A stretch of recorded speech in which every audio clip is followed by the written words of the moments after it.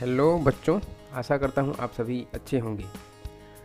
प्यारे बच्चों, हम पढ़ रहे हैं आपकी कक्षा 6वीं की गणित और हम पहुँचे हैं अध्याय 11 पे, जहाँ पे चर संख्या के बारे में बताई गई है। और इस अध्याय में केवल एक प्रश्नावली है, प्रश्नावली 11। तो इस प्रश्नावली 11 के पूरे सवालों को हल करके देखेंगे। तो सवालों को हल करने से पहले, इन प्रश्नावली में पहुँचने से पहले हमें चर संख्या के बारे में जानना चाहिए कि चर संख्या क्या होती है। तो देखिए, चर संख्या, अभी तक आपने संख्या पढ़ा, प्राकृत संख्या, पूर्ण संख्या, है ना, पूर्णांक, ये सारी संख्याओं को आपने पढ़ा है। अब आती है एक नई बात जो कि लिखा है चर संख्या। तो चर संख्या क्या है, ठीक है।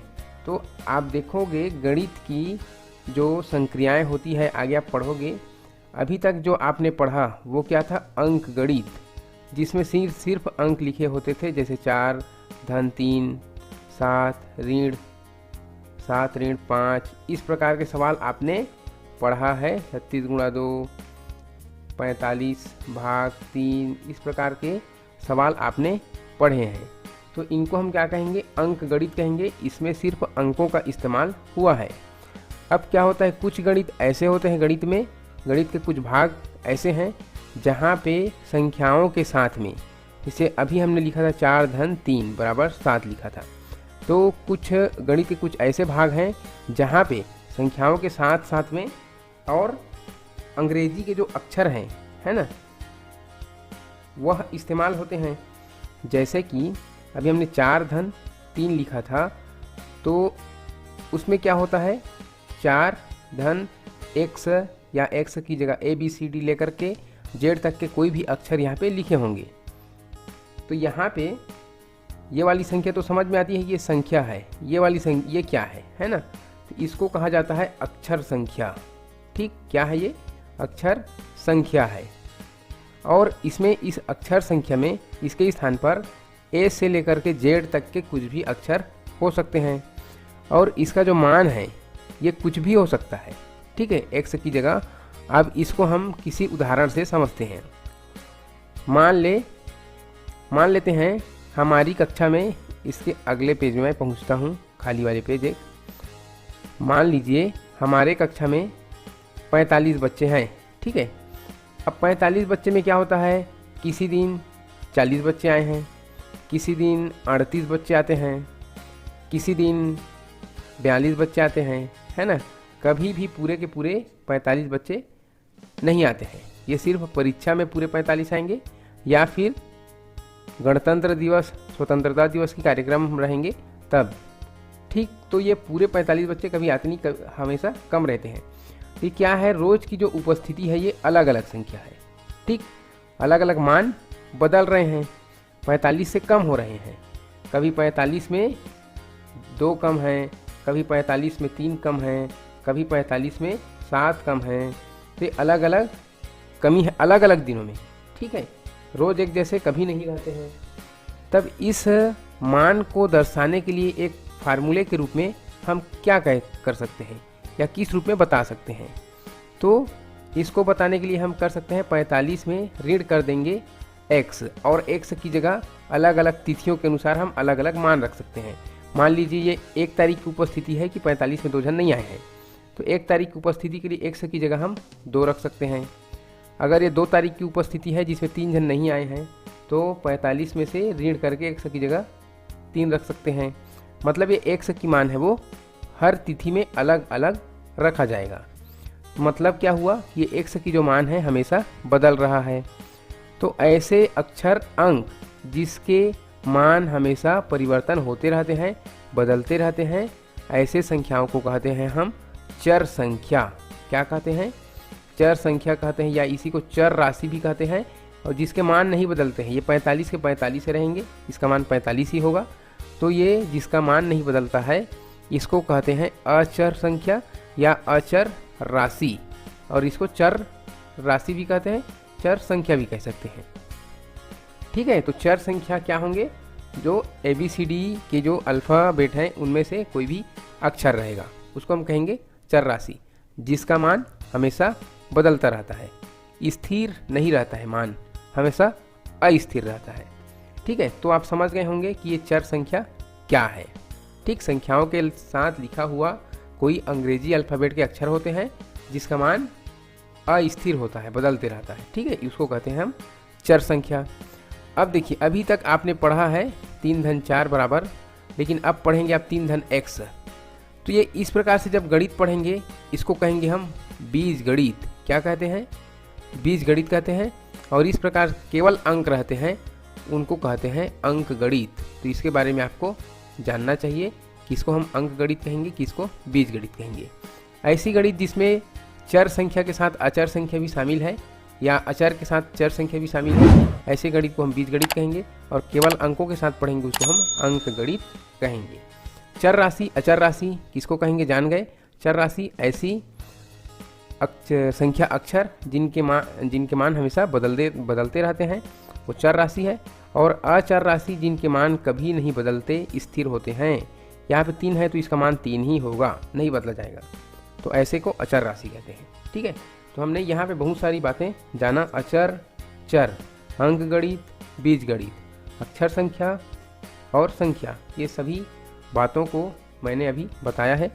आप फिर से देख सकते हैं पुनः। तो हम शुरू करेंगे चर संख्या वाली पाठ, अध्याय 11। ठीक है, प्रश्नावली 11 पे पहुंचते हैं हम और देखते हैं कि प्रश्न किस प्रकार से हमको मिलता है, कैसे हल करना है। प्रश्न पहला है, निम्नलिखित संख्याओं, ठीक है, निम्नलिखित संख्याओं, अक्षर संख्याओं तथा मूलभूत संक्रियाओं के चिन्हों की सहायता से दिखाइए। यह भी बताइए कि प्रत्येक अक्षर क्या बताता है। तो यहाँ पे देखिए, संख्याओं, अक्षर संख्याओं भी लिखा है। अक्षर संख्या का मतलब है, संख्या का मतलब है 1 2 3 4 जो आता है, और अक्षर संख्या का मतलब है x, y, z, p, q, r जो भी है वो सभी अक्षर संख्या है। मूलभूत संक्रिया का मतलब है जोड़ना, घटाना, गुणा और भाग के चिन्हों की सहायता से दिखाना है। और यह भी दिखाना है कि प्रत्येक अक्षर क्या बताता है। तो पहला हम देखते हैं, एक वृत्त का व्यास उसकी त्रिज्या से 2 गुनी है। देखिए यहाँ पे क्या लिखा है, वृत्त आप समझते हैं ना, वृत्त जो गोल होता है उसके व्यास किसको बोलते हैं, बीच में लंबी लाइन होती है। और बीच के जो सेंटर से, केंद्र से इस तरफ की आधी दूरी को हम क्या कहते हैं, त्रिज्या कहते हैं। ठीक है, इसको आप पढ़ लिए होंगे। त्रिज्या को स्मॉल r से दर्शाते हैं। और ये लंबी लाइन होती पूरी त्रिज्या के डबल, एक त्रिज्या है, यहाँ से इधर एक त्रिज्या है, मतलब त्रिज्या के 2 गुना, सामने हम 2 गुना कर देंगे, या फिर इसको लिख सकते हैं 2r। तो ये 2r यहाँ से यहाँ तक 2r हो गया, इसको बोलते हैं व्यास। और व्यास को इंग्लिश में डायमीटर कहते हैं। डायमीटर होते हैं, इसलिए इसका जो सिंबल है वो d लिखा जाता है, d। तो डायमीटर को हम कर सकते हैं डायमीटर इक्वल टू 2r, या त्रिज्या के 2 गुना। ठीक है, तो इसका जो होगा चिन्ह से या अक्षर संख्या से दर्शाने के लिए d इक्वल टू 2r। ठीक है, d बराबर 2r, अर्थात d क्या है, व्यास है। ठीक है, ये क्या है, व्यास है। एक वृत्त का व्यास त्रिज्या के 2 गुने के बराबर है, 2 गुना के। ठीक है, ये लिखा हुआ है। तो इसको हम इस प्रकार से दर्शाएंगे। आप d के जगह कोई दूसरा अक्षर भी ले सकते हैं, a, b, c, d, कुछ भी इंग्लिश अल्फ़ाबेट के a से z तक की कोई भी संख्या या कोई भी अक्षर रख सकते हैं। ठीक है, अब यहाँ पे दूसरा जो हमारा सवाल है उसको देखते हैं। दूसरा सवाल है, एक आयत का क्षेत्रफल उसकी लंबाई तथा एवं चौड़ाई के गुणनफल के बराबर है। देखिए, आयत का क्षेत्रफल है ना, क्षेत्रफल मतलब एरिया समझते हैं, जैसे कि ये एक एरिया है, इतना बड़ा जगह एरिया। तो एरिया को हम ए से डिनोट करते हैं, बराबर क्षेत्रफल है ना, एरिया मतलब क्षेत्रफल। तो क्षेत्रफल क्या है, उसके लंबाई और चौड़ाई। लंबाई को लॉन्ग बोलते हैं L, और चौड़ाई को ब्रेथ बोलते हैं ना। तो यहाँ पे चौड़ाई को B से कर दिया मैंने, तो L और B। तो क्या बोल रहे हैं, लंबाई एवं चौड़ाई के गुणनफल, मतलब यहाँ पे गुणा रहेगा। ये बन गया इसका उत्तर, A equal to L into B। लंबाई इसको स्मॉल l में कर देते हैं, ऐसा है ना, इसको भी स्मॉल b में किए हैं। तो एरिया बराबर l इंटू बी, या a equal l into B. ठीक है, तो ये तो इसका क्या हुआ, आयत का जो क्षेत्रफल है वो लंबाई और चौड़ाई के गुणनफल के बराबर है, ऐसा पढ़ेंगे इसको। ठीक, ये हो गया दूसरा का। तीसरा क्या है, विक्रय मूल्य क्रय मूल्य तथा लाभ के योगफल के बराबर होता है। इसको कैसे बनाएंगे, तो इसको मैं यहाँ पे आपको बता रहा हूँ, इसको कैसे बनाएंगे। विक्रय मूल्य मतलब क्या होता है, बेचने की मूल्य, और क्रय मूल्य खरीदने की मूल्य। लाभ मतलब कितना प्रॉफिट हुआ है, लाभ हुआ है, वो है फायदा। विक्रय मूल्य मतलब बेचने की मूल्य, इसको कह सकते हैं हम एस, सेलिंग प्राइस। ठीक है, सेल माने बेचना होता है, तो क्रय मूल्य मतलब खरीदना, कितना कास्ट है, लागत कितना है खरीदने में, वो तो कास्ट के लिए सी कर देते हैं। और क्या है, क्रय मूल्य के बाद लाभ, लाभ मतलब प्रॉफिट कितना हुआ है, पी कर देते हैं। ठीक, अब क्या है, योगफल लिखा है, तो योगफल के लिए हम जोड़ते हैं, तो ये जोड़ना हो गया। तो ये हो गया कास्ट मतलब क्रय मूल्य, और ये लाभ दोनों के योगफल के बराबर है। कौन है, योगफल के बराबर है विक्रय मूल्य। ये हो गए विक्रय मूल्य, सेलिंग प्राइस। यहाँ पे लिख देते हैं सेलिंग प्राइस बराबर है क्रय मूल्य तथा लाभ के। ठीक, इस प्रकार से लिखा जाएगा। चौथे नंबर के सवाल में लिखा है, किसी संख्या में दूसरी संख्या को जोड़ा गया है। ये चौथे नंबर का हमारा सवाल है। तो किसी संख्या में दूसरी संख्या जोड़ा गया है, तो मान लेते हैं कोई संख्या a है और दूसरी संख्या b है, तो जोड़ा गया है तो हम प्लस कर देते हैं, हो गया इसका आंसर, है ना। और ये क्या है, किसी संख्या में से 7 निकाले गए हैं। मान ली हमारी वो संख्या x है और 7 निकाले गए हैं, मतलब 7 कम किए गए हैं, ऋण 7 कर देते हैं, इसका आंसर बन गया। मिश्र धन मूलधन तथा ब्याज के योगफल के बराबर है। मान लेते हैं मिश्र धन को इंग्लिश में हम क्या बोलते हैं, कंपाउंड मनी बोलते हैं। ठीक है, सी और एम बोलते हैं, तो हम किसी एक अक्षर से दर्शाएंगे, एम से या फिर सी से, जो भी। ठीक है, या A B C D X Y किसी भी, पी क्यू आर एस, यहाँ पे ए से दर्शा लेते हैं मान लीजिए। और ये क्या बोल रहे हैं, मूलधन तथा ब्याज के योगफल। तो मूलधन को हम क्या बोलते हैं, प्रिंसिपल, पी, है ना। और ब्याज को हम क्या बोलते हैं, इंटरेस्ट बोलते हैं, आई से दर्शा लेते हैं। ठीक है, या कैलकुलेशन आप इंटरेस्ट भी कह सकते हैं, कैलकुलेशन के लिए सी करते हैं, है ना, तो सी भी कर सकते हैं, या इंटरेस्ट के लिए सीधा आई कर सकते हैं। अब बोल रहे हैं मूलधन और ब्याज के योगफल, योगफल के लिए यहाँ पे जोड़ना लगाते हैं, तो जोड़ना लगा दिए, तो क्या हो गया, ये मिश्र धन हो गया, और ये मूलधन और ये ब्याज। तो मूलधन और ब्याज के योगफल के बराबर है मिश्र धन। ठीक है, इसका आंसर हो जाएगा A = P + I। ठीक, इसका आंसर ऐसे रहेंगे, A = P + I। ठीक, इसको हम मिटाते हैं। ये हो गया प्रश्न नंबर पहला के सारे उत्तर, उसके बाजू में लिखे गए हैं।